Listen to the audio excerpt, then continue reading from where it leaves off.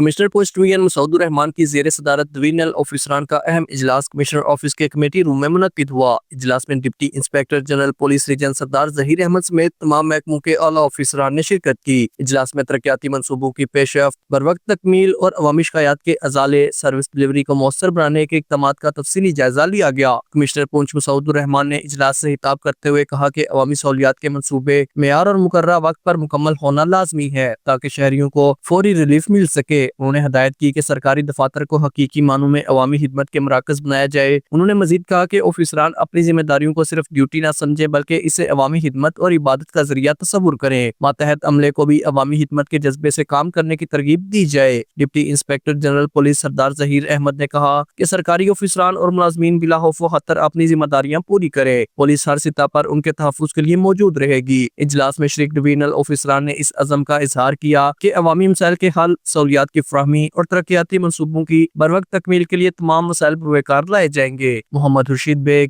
JK news, Rawalakot.